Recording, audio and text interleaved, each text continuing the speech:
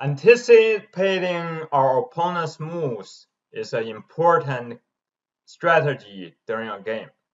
Not many under 1000 rated players think this way yet, but it's a good practice to ask yourself questions of what is your opponent trying to do next. And then search for ways to defend or counterattack against your opponent's plans.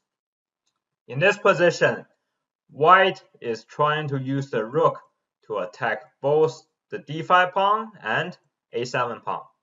So for Black, we had to anticipate that and then figure out how can we save both pawns effectively. This is where a geometrical situation comes in on the board. How can we use one or both of the bishops to defend both pawns? As the two pawns are a little bit spread out, they can't help each other. So we do need to use the bishops to protect those pawns.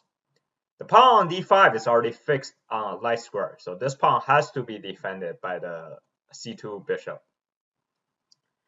a7 pawn is now has the option of going to a6 or a5.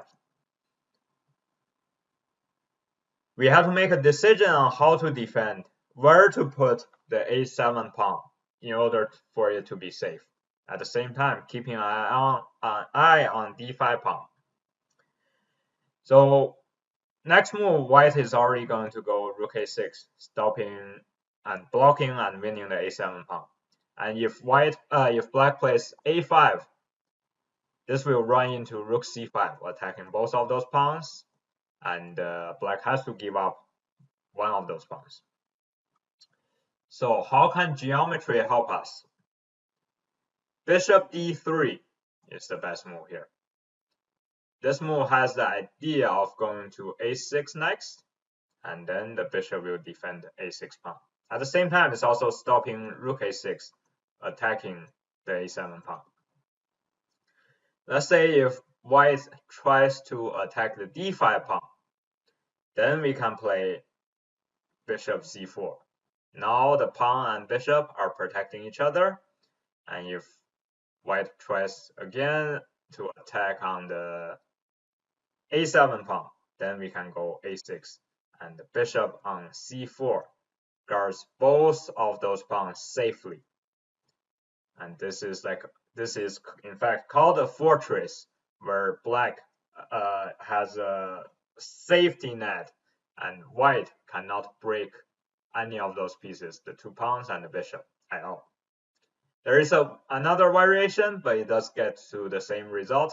Rook c5, bishop c4, and then rook a5, then a6.